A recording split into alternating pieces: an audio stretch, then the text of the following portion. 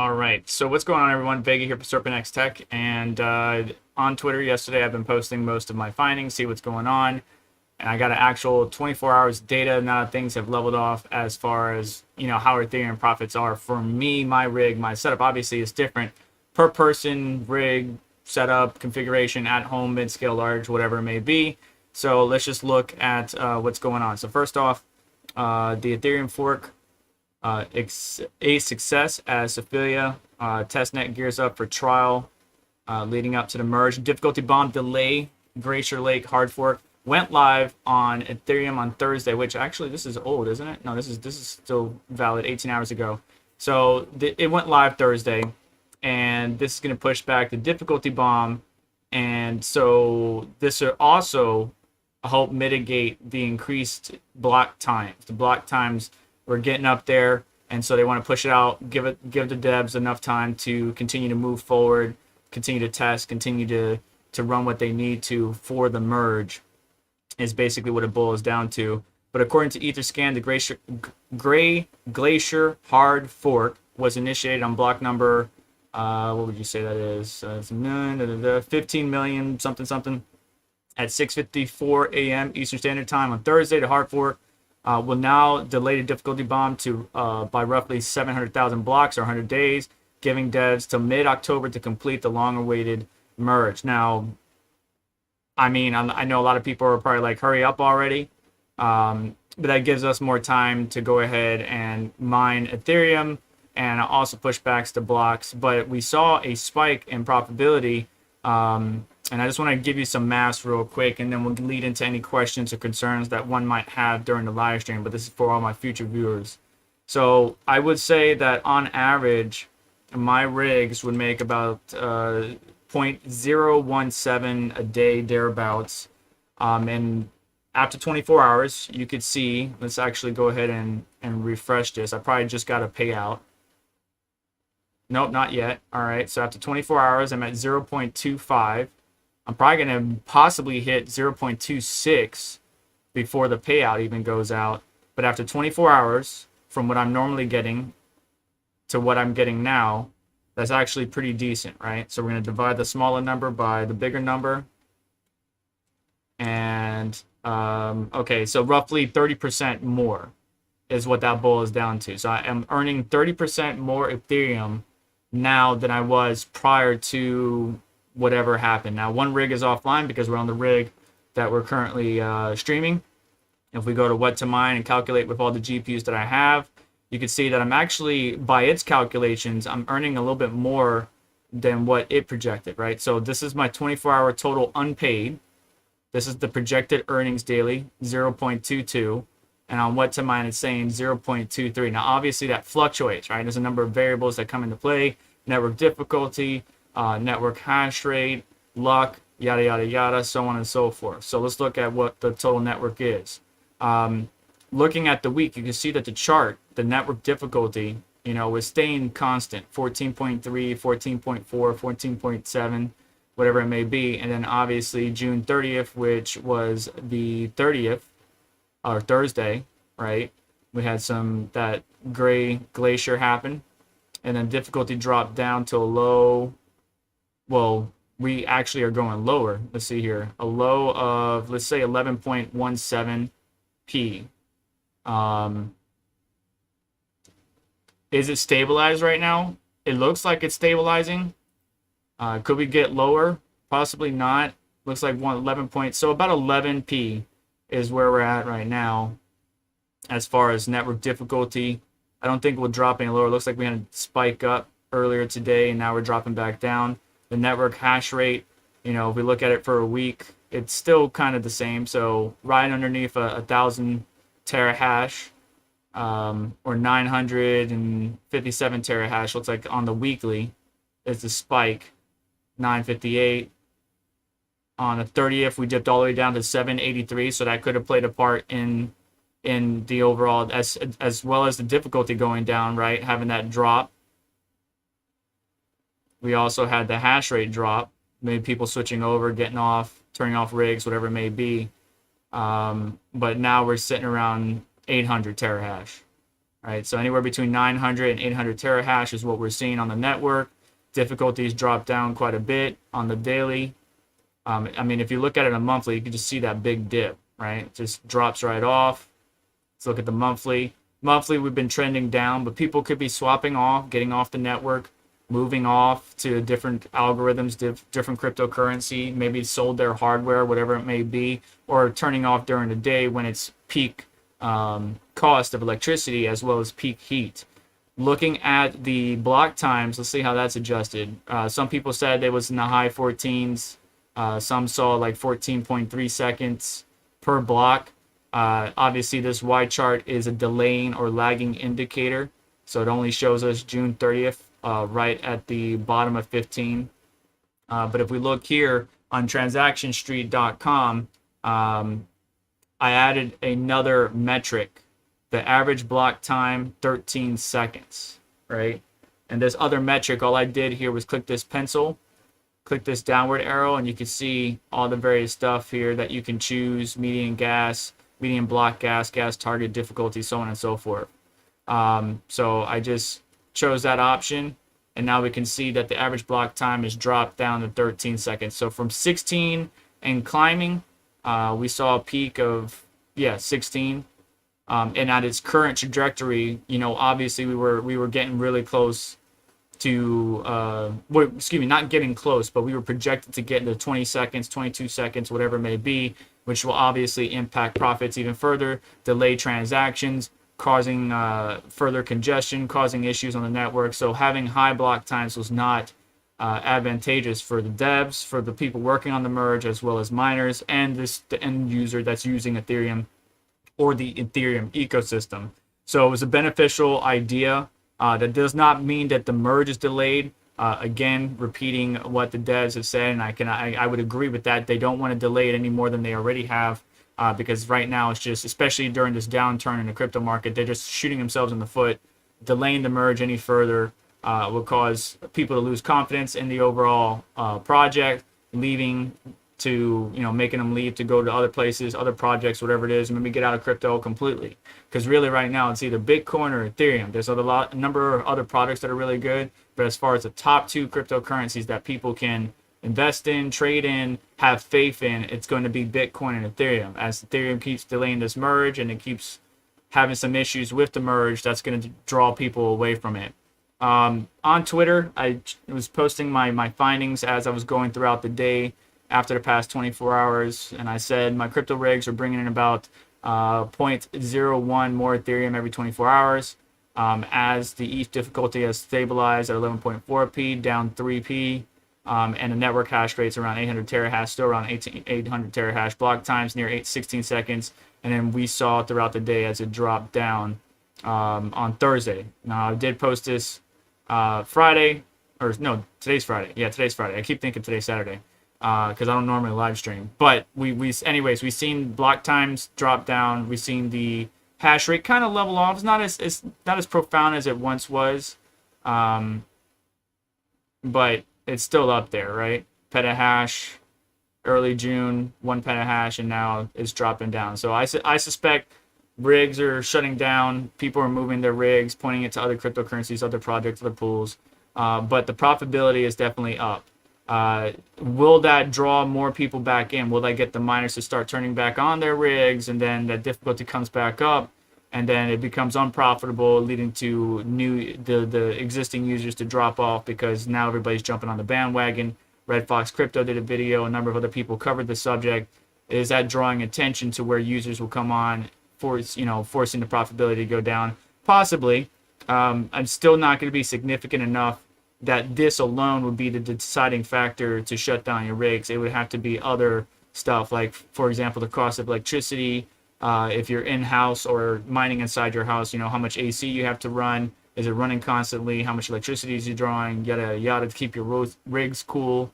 Cost of electricity during the day, during peak hours. It may not be smart to run it during those peak hours because it costs so much. So you turn it off, wait till the evening, turn it back on, so on and so forth. So there's ways to make it work if you want to keep mining. But I understand some people are in that position that paying 44 cents per kilowatt hour and it's not beneficial for them. So all in all, in summary, Obviously, we knew this was coming.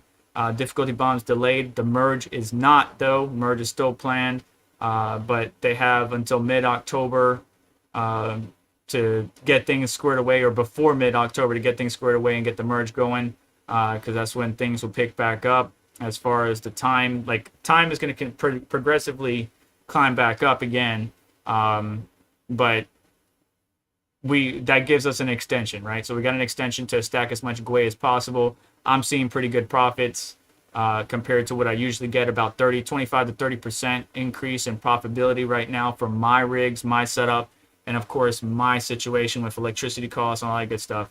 So you just have to weigh out the pros and cons and see if it's something you want to get into.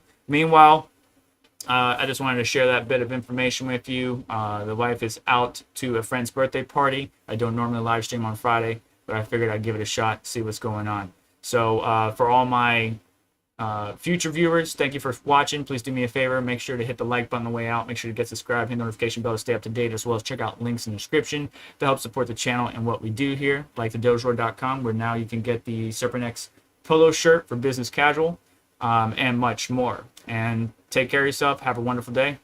I'll catch you next one. And for all my live viewers, well, what are you seeing? What are you seeing on your end right now as far as profitability and what's going on? Is your rigs, are you still mining? You're not mining. Why are you not mining? If you are mining, what are you mining? So on and so forth. If we actually look at whattomine.com, we actually see that Ravencoin has climbed up the rankings as far as the second most profitable cryptocurrency to mine right now. So we'll see how things pan out in the long run. What's unfortunate is because Kapow and other core intensive algorithms use so much electricity, it's not as profitable as mining Ethereum right now. So we're losing, like I'm losing $10 in electricity when I'm mining Ravencoin. Well, I'm losing $10 either way. Almost like 9 and some change on Ethereum, and then maybe like 11 or 9. Actually, let's just do some math. I'm sucking at math right now. So if I was making 2510 minus 1593, yeah, 917, and then for Ravencoin, and this is with their power estimates. You got to think I might be running a little bit more efficient than they're projecting, or I might be running a little bit, yeah, so $11. So I'm paying $11 in electricity mining Ravencoin, a more core intensive algorithm, rather than the $9 for Ethereum. So, you know, if the profitability or the overall price of Ravencoin could climb up to where it makes it much more profitable, that can help offset the cost of electricity. But right now, Ravencoin is, yeah, not doing so good. So we'll have to see how things pan out. Why is my Control F not working? All right, did we get out of the first page? Did Ravencoin fall out of the first page? No, don't tell me that happened. Oh, it did. It's on the second page now. Oh, Ravencoin, how you have fallen. That sucks. Sure enough. Second page right there. All the way down to 2 cents. Doesn't that suck? Doesn't that suck? So right now, Bitcoin's sitting around 19.3. You know, looks like somebody tried to set off a chain of events. Right? Let's look at this real quick. Looks like last night, somebody tried to set off a chain of events.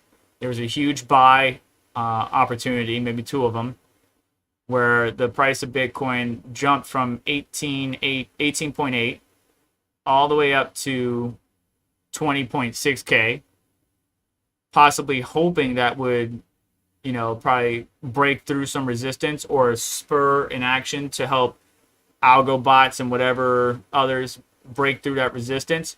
But instead, you could tell there's a lot of people that, well, the Bitcoin price broke under 20K, had a bunch of positions in to sell if it broke past, you know, 20.5 or 20 point whatever.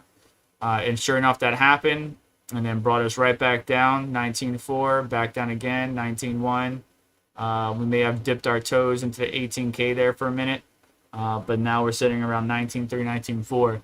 there's gonna need to be some serious money coming back into this space, in order to make the price jump and break through those resistances, and there's a reason for that. But I'm trying to think what the heck I was gonna do. I was looking at Bitcoin. There's a key metric. Oh yeah, because right now everybody is very skeptical and fearful of crypto and just anything right now. Stock market's crap.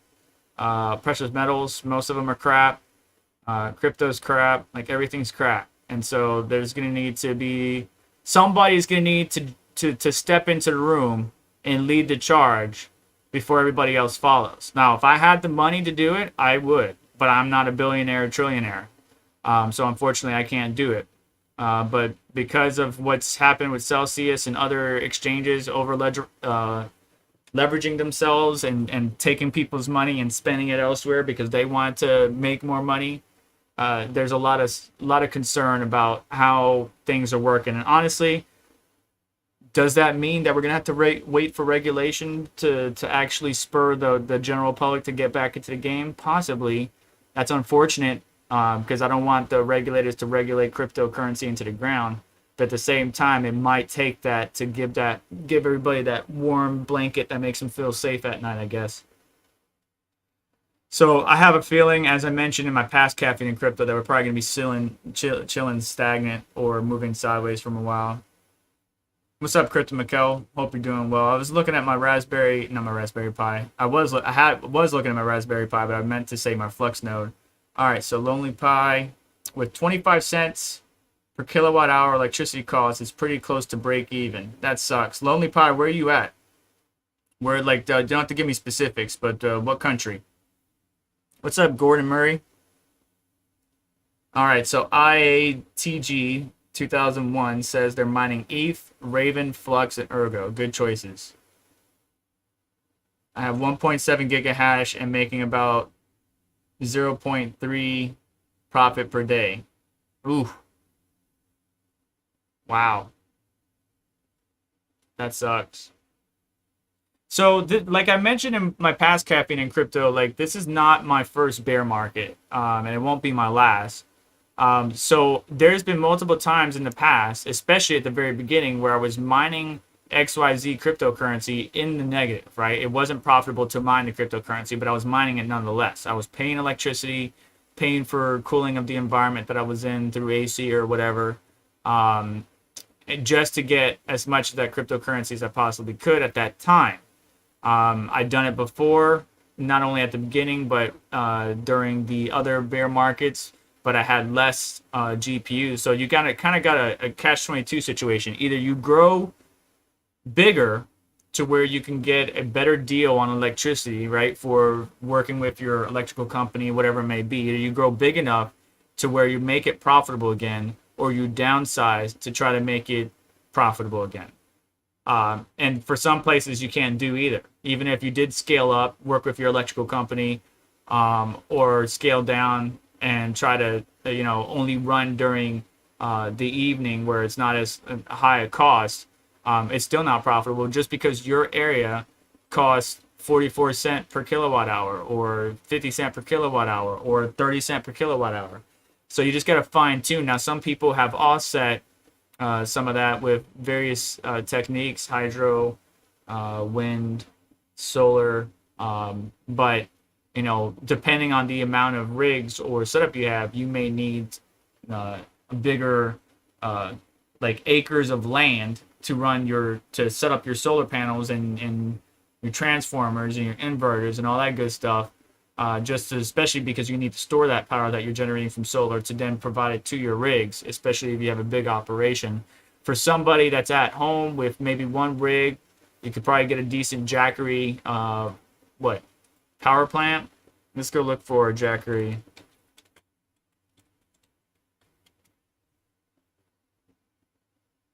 Jackery, if you watch this, I would like to partner with you just to test out something. I really would like to partner with you. I would need the big boy generator, but can you run, you know, a 1200 watt mining rig off of, you know, something like this? So that's $2,000. It's 1500 watts plus the Solar Saga 100. I'm sure it wouldn't last all day.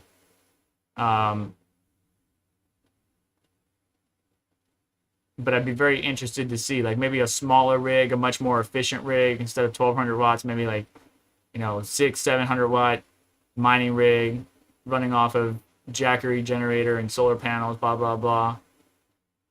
Here's the big boy right here. 2000 Pro, 200 watt Solar Saga, but it's freaking almost $4,000. But that right there, get those bad boys set up. What do you call it? Mining, camping and mining at the same time, something like that. Instead of sitting there doing stuff for the benefit of your family and camping out, you're sitting there mining in the woods. But there's all sorts of different generators and battery packs now, so it's very interesting to see the space kind of grow. Home Depot 1000 watt is $899. There's a 300 watt portable, 400 watt Harbor Freight. No, 290 watt. Oof. Watt hour, excuse me, watt hour. There's a difference.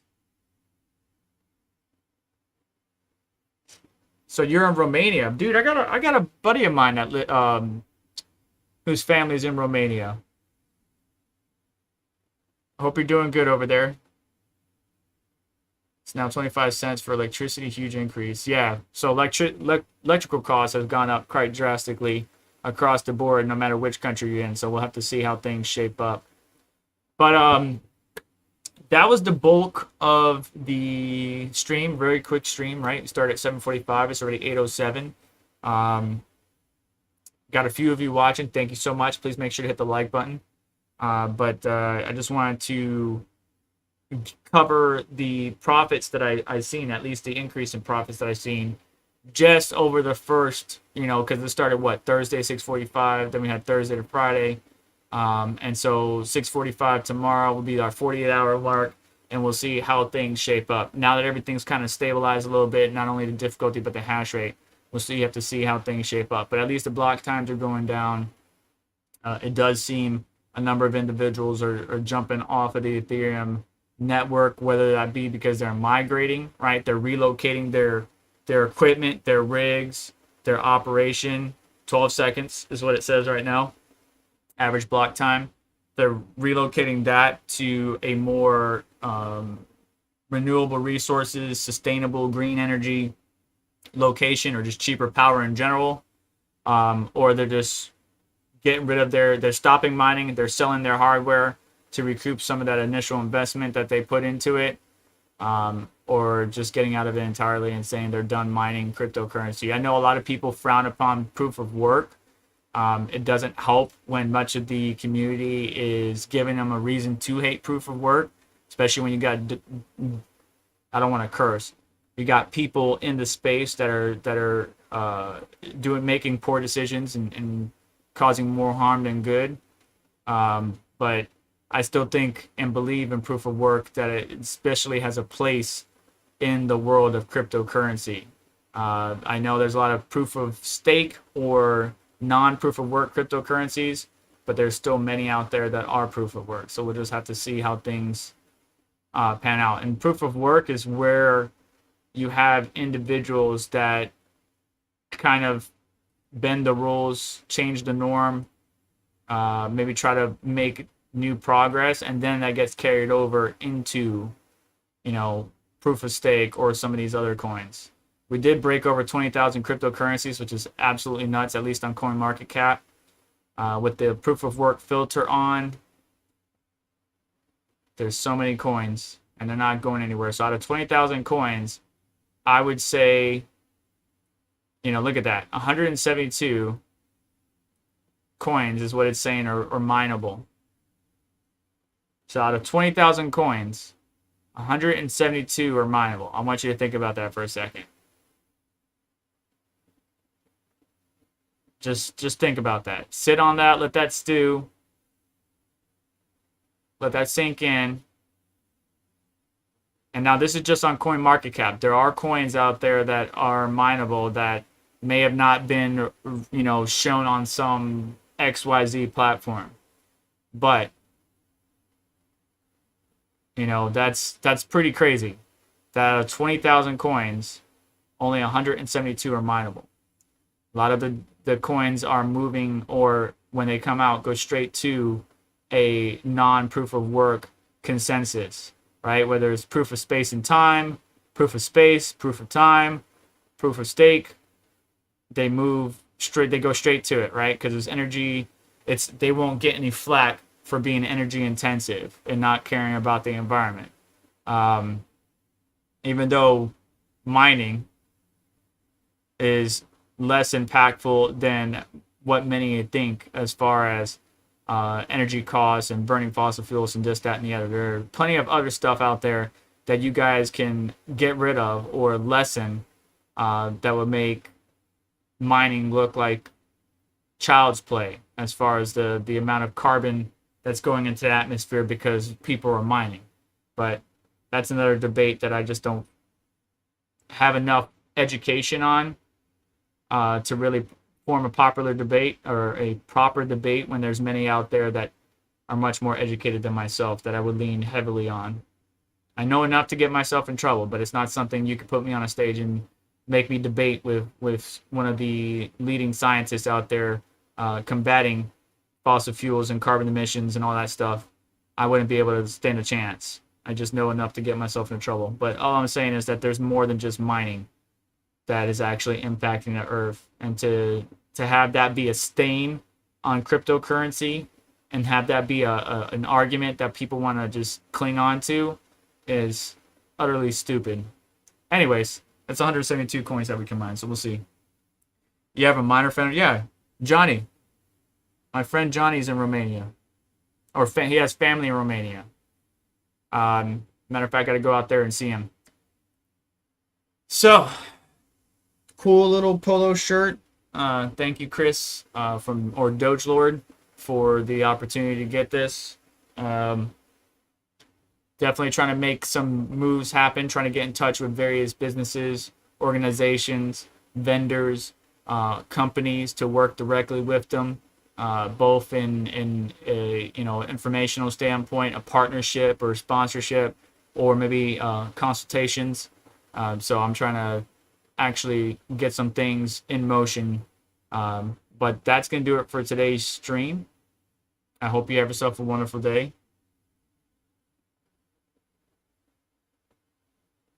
And, well, yeah. No, he's got company. Johnny's got company. It's not that bad. But you're in Romania. You guys can link up. Look for Johnny in Romania, and you guys can mine together. Another thing that some people are doing are oh, you're also Johnny? You found you. Your name's Johnny too? That's funny. Some people are doing, what city is he in? Are also doing what? Hosting? Remote hosting? Not hosting like with a major company, but like everybody's getting friends of friends and colleagues and stuff like that are getting their mining rigs together and putting it into a central location that has good power and then paying for that. I have to ask, where is he at? What city? I'm looking at a map right now. I don't want to say the wrong one. Yeah, I don't know. I think, no, that's not it. There's so many B's. Bucharest.